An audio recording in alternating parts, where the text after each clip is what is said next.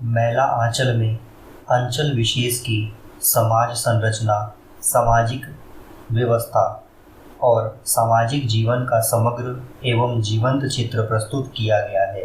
आज हम इस विचार पर समीक्षात्मक विवरण प्रस्तुत कर रहे हैं। मैला आंचल आंचलिक उपन्यास होते हुए भी अंचल विशेष के समाज का समग्र चित्र प्रस्तुत करता है। इस दृष्टि से इसे सामाजिक उपन्यास भी कह सकते हैं। समाज की संरचना एवं सामाजिक संबंध। मेरीगंज छोटा सा गांव है, परंतु उसमें 12 वर्णों के लोग रहते हैं। प्रत्येक जाति का अपना मोहल्ला है, जिसे टोली कहते हैं। गांव में 3 जातियां प्रमुख है, राजपूत, कायस्थ और यादव। जाति के नाम पर मोहल्लों के नाम रखे गए हैं, जैसे कायस्थ टोली या मासिक टोली, राजपूत टोली, यादव टोली, ततैया टोली, गुमर टोली। इन जातियों और उपजातियों से लोगों में परस्पर ईर्ष्या, वैमनस्य, मनमुटाव, झगड़े, एक दूसरे को नीचा दिखाने की मनोवृत्ति, ऊंच नीच, छुआछूत की भावना इसके दिलो दिमाग पर इस कदर छाई हुई है कि गांव वालों के बीच सौहार्द एवं सहयोग न होकर उनके बीच की दरारें बढ़ती जाती है। भंडारे के अवसर पर राजपूत टोली वाले के साथ ब्राह्मण टोली के लोग भोजन करने से मना कर देते हैं। उनके लिए अलग से प्रबंध किया जाता है। सिपेरिया टोली के लोग ग्वाला टोली के साथ एक पंगत में खाने से इनकार कर देते हैं। कुछ लोग धमकी देते हैं कि यदि भंडारे का इंतजाम बालदेव करेगा तो भंडारा मंजूर होगा। जाति बिरादरी का दबदबा इतना अधिक है कि कोई भी व्यक्ति यदि बिरादरी की बात नहीं मानेगा तो उसे जाति बहिष्कृत कर दिया जाता है। बिरंची ने एक बार गवाही के बदले तहसीलदार द्वारा दी गई जलेबी खा ली थी। अफवाह उड़ी कि उसने तहसीलदार की जूठन खाई है, बस उसे सजा सुनाई गई। लोगों ने कहा, जाति बिरादरी का मामला है, इसमें वे कुछ न बोल सकते हैं। गांव में जहावलत तो है ही, पूरे गांव में कुल 10 लोग दस्तखत कर सकते हैं। आए दिन संक्रामक रोग, मलेरिया, काला आजार आदि के कारण लोग परेशान रहते हैं। गरीबी इतनी है कि बहुत से लोग में दही, चीनी, जलेबी, पूड़ी चखी तक नहीं है।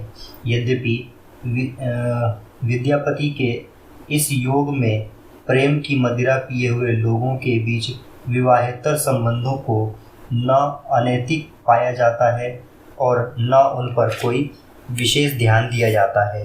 महंत सेवादास भाट मठ के कोठराइन,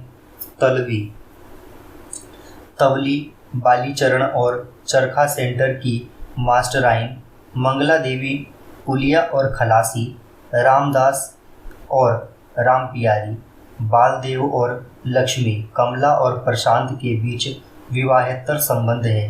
कमला तो विवाह से पूर्व ही गर्भवती हो जाती है, पर गांव में कोई तूफान नहीं आता। यदि यहाँ समाज में स्त्री की दशा सदा की तरह शोचनीय और दयनीय है, उसका यौन शोषण भी होता है और आर्थिक शोषण भी।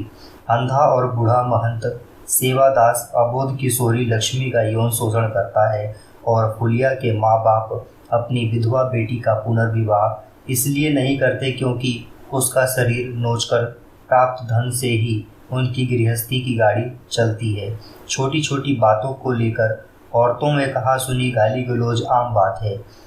रमचूदास की स्त्री और फुलिया की माँ के बीच का झगड़ा इस प्रकार के झगड़ों का स्वरूप बताता है।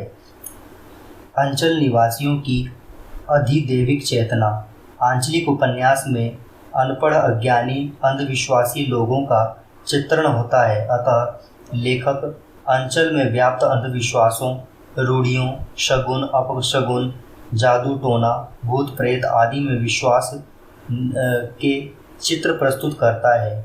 मेरीगंज के लोग देवी देवता के कोप एवं कृपा में विश्वास करते हैं। प्रातः काल वे काली थान की ओर मुँह कर काली माँ को प्रणाम करते हैं। उनका विश्वास है कि जंगल में भूत प्रेत रहते हैं। ततैया टोली का नंदलाल एक बार जंगल में गया था। वहाँ बगुले की तरह सफ़ेद प्रेतनी ने मिलकर सांप के कोड़ों से उसकी इतनी पिटाई की कि वह कुछ क्षणों में ही वहीं ढेर हो गया।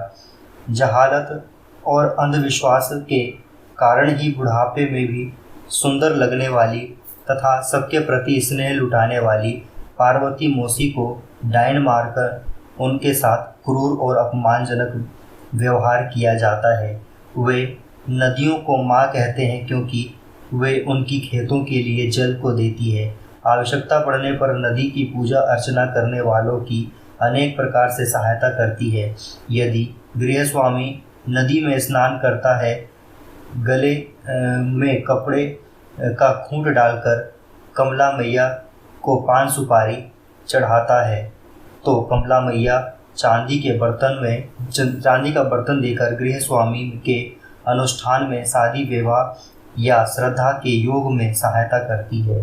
अंधविश्वासी खलासी का विश्वास है कि डॉक्टर लोग रोग फैलाते हैं, सुई घोंपकर देह में जहर देते हैं, उसके द्वारा कुआं में डालने से उस पानी को पीने वाले लोगों को हैजा का प्रकोप हो जाता है, गांव का गांव हैजे से समाप्त हो जाता है।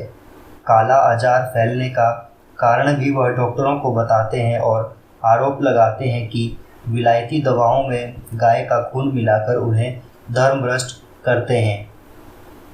धार्मिक वातावरण। मेरीगंज का यह धार्मिक स्थल तो है ही, उसमें संपत्ति का आकर्षण भी है। डेरे का महंत 900 बीघे की जमीन का मालिक भी होता है। यदि अतः संपत्ति का कीड़ा स्थल और विकृति की पूर्ति का माध्यम बन गया है। मेरीगंज के लोग गांव में स्थापित मठ तथा उसके अधिपति महंत में पूरी श्रद्धा रखते हैं। महंत द्वारा आयोजित विभिन्न अनुष्ठानों में भाग लेते हैं।